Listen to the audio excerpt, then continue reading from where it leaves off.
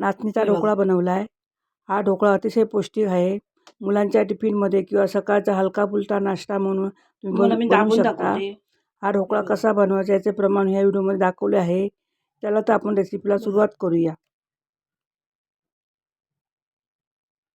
किती छान झालंय. तुम्ही मुलांच्या टिफिनमध्ये. नमस्कार, मी प्रज्ञा तेली. माझ्या कुक विथ प्रज्ञा चॅनल तुमचं मी स्वागत करते. इथे मी नाचणीचं पीठ घेतलं आहे 1 वाटी, साखर घेतली आहे, चवीपुरतं मीठ घेतलं आहे, तेल घेतलं आहे आणि पाणी घेतलं. बाकीचं साहित्य तुम्हाला मी नंतर दाखवते. आता हे पीठ आहे ना, असं जाडसर दळून आणलं आहे, रवाळ असं. त्यामुळे याच्यात मी रवा घालणार नाही आहे. हे बघा, रवा वगैरे काहीच ह्याचा वापर करणार नाही आहे. त्याच्यामध्ये साखर घातली आणि चवीपुरतं मीठ.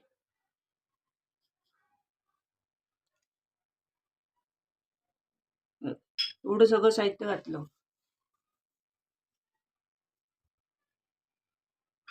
तर ज्या वाटीने आपण पीठ घेतलंय ना, त्याच वाटीने पाणी घ्यायचंय.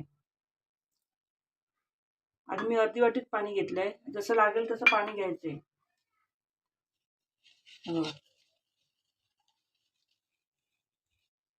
एकदम पाणी नाही घालायचं.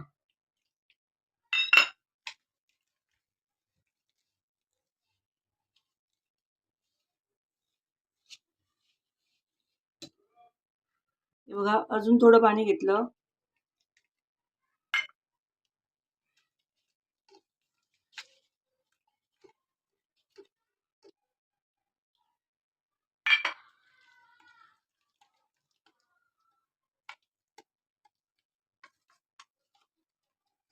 ते चांगलं ना फेटायचं. आणि हे टेस्टला ना ह्या स्टेपला चेक करायचं, मीठ बरोबर लागलं की नाही, साखर लागली की नाही, की जर गरज असेल तर घालायचं परत. हे बघा, एवढंच पातळ करायचं. आता ना मी 10 मिनिटासाठी झाकून ठेवते. 10 मिनिटं फक्त झाकून ठेवायचं, जरा फुगलं पाहिजे पीठ. मी काय रवा घातला नाही तरी पण 10 मिनिटं झाकून ठेवायचं. एक बघ चेक करते. आता इथे 10 मिनिटं झालेली आहेत. परत एकदा फेटायचं त्याला. हे बघा, परत एकदा फेटून घ्यायचं. तर याच्यामध्ये ना ही 1 वाटी मी तेल घालणार आहे. म्हणजे आपला पोहे करायचा चमचा असतो ना, तो 4 चमचे तेल आहे. हे बघा, 1 चमचा तेल म्हणजे 1 वाटी हे तेल घातलं म्हणजे 4 चमचे तेल घातलं. हे ढवळून घ्यायचं.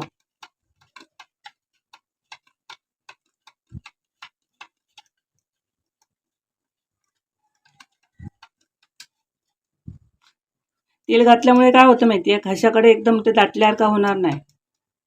तोपर्यंत काय करायचं, आता मी यात ना सोडा टाकते.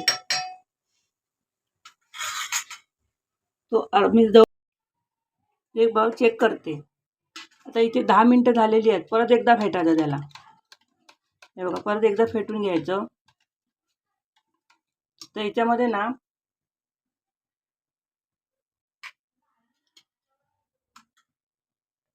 हे बघा, ही 1 वाटी मी तेल घालणार आहे. म्हणजे आपला पोहे करायचा चमचा असतो ना, तो 4 चमचे तेल आहे.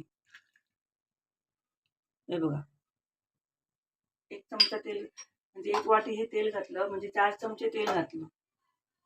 तर हे ढवळून घ्यायचं.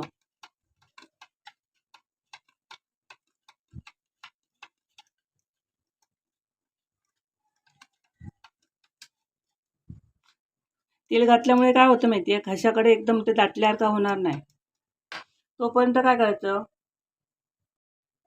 सोडा घालायच्या अगोदर ते फ्री हीट करून म्हणजे गरम करत ठेवायचे. त्याला डब्याला तेल लावलं आणि ते गरम करत ठेवलं. अगोदर ही कृती अगोदर करायची सोडा घालायच्या. म्हणजे आपण ज्या 10 मिनिटं इथे भिजत ठेवतो ना, तेव्हा ही कृती इथे करायची आहे.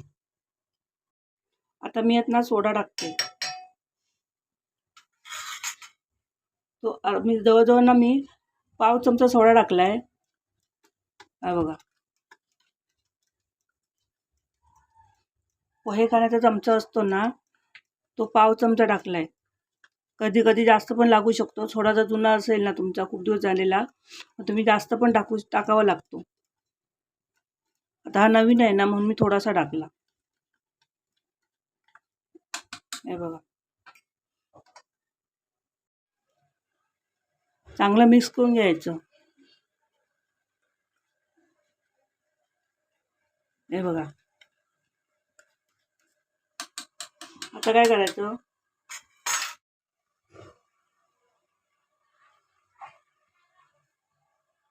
सगळं हे पुसून घ्यायचं.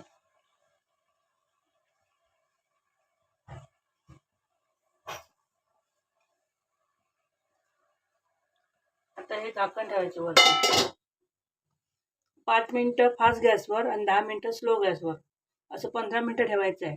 15 मिनिटं झालेली आहेत. मी आता इकडे गॅस बंद करते आणि दाखवते. हे बघा, मस्तपैकी ढोकळा शिजलेला आहे. आता सुरी घालून मी चेक करते.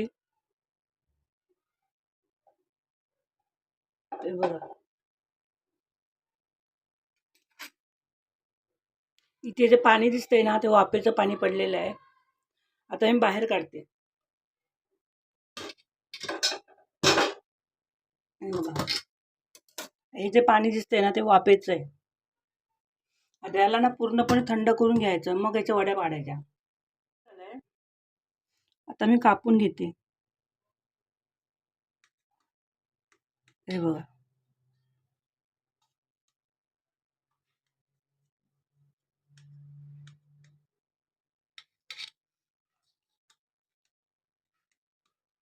आपल्याला हव्या त्या साईजच्या ना कापून घ्यायच्या.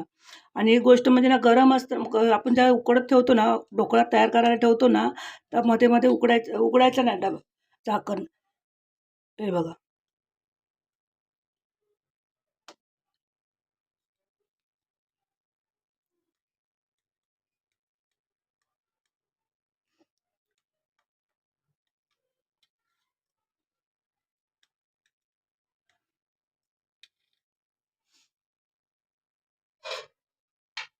इथे मी कट करून घेतलंय.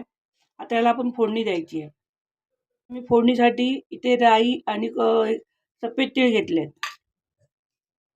इथे मी कढीपत्ता घेतलाय, ओली मिरची घेतली आहे आणि हे वरतून गार्निशिंगसाठी घेतलं. हे फोडणीमध्ये नाही घालणार आहे, थोडीशी फक्त कोथिंबीर घालणार आहे, खोबरं वरून टाकायचं, म्हणजे आता चटणीची पण गरज नाही आहे. भांडं गरम करत ठेवलंय. तडका तडका द्यायचा ना, इथे अगोदरच मी भांडं गरम करत ठेवलेलं. त्याच्यात मी तेल टाकते. आणि याच्यामध्ये आपल्याला साखर वगैरे परत पाणी वगैरे घालायची गरज नाही, कारण कसं पीठ हे हलकं असतं.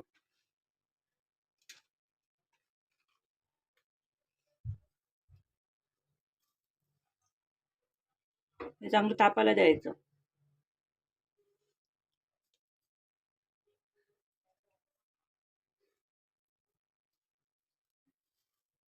हे बघा, इथे तापलंय.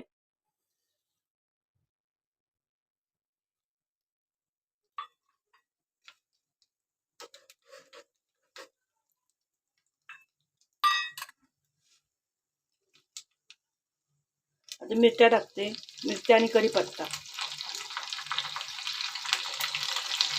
हे बघा,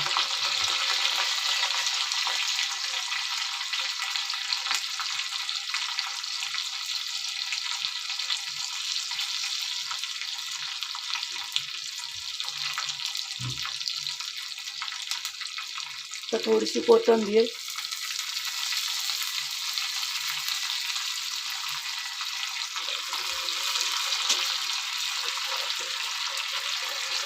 हे बघा, चांगलं भाजायला द्यायचं. राई चांगली भाजली पाहिजे, अजिबात कच्ची राहता नाही, मग ते बेकार लागतो मग राई नंतर.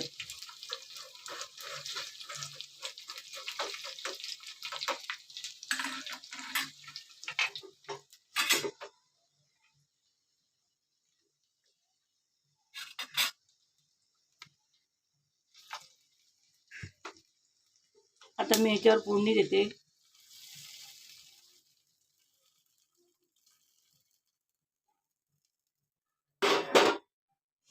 कोथिंबीर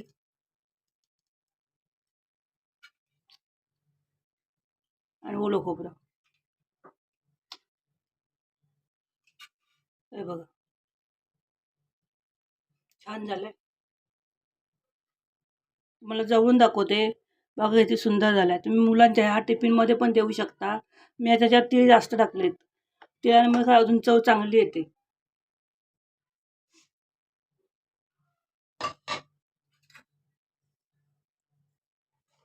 आता एक एक पीस काढून दाखवते. किती मस्त झालाय बघा. हे बघा सुंदर झाला. पूर्ण जरा जाडी पडली आहे बघा. आणि असं तर तुम्ही फोडणी घातलात ना आणि जर कोणाला खायला दिलं तर पटकन हातात घेतलं लक्षात पण आहे ना केक आहे का ढोकळा आहे.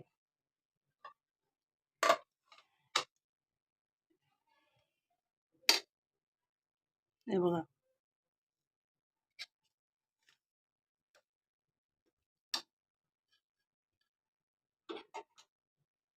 मस्त अख्खीचे अख्खे पीस निघाले बघा.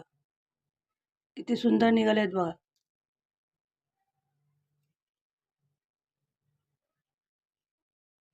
तुम्हाला मी दाबून दाखवते. हे बघा बघा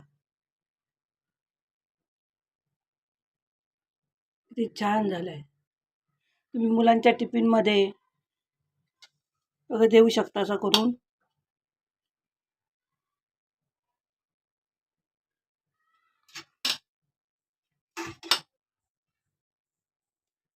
मग असंच असं करून बघा. आणि पिठामध्ये मी रवा नाही, बेसन नाही, काहीच वापरलं नाही आहे. तुम्ही सेम असं करा.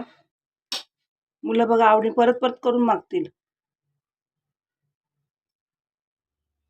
जर माझी ही रेसिपी तुम्हाला आवडली असेल ना तर माझ्या व्हिडिओला लाईक करा, शेअर करा, सबस्क्राईब करा आणि बेल आयकॉन क्लिक करा. अशात मग तुमच्यासमोर मी वेगवेगळ्या रेसिपी घेऊन येत राहीन. आणि प्लीज मला सपोर्ट करा. चला तर भेटू आपण पुढच्या व्हिडिओमध्ये नवीन रेसिपी घेऊन.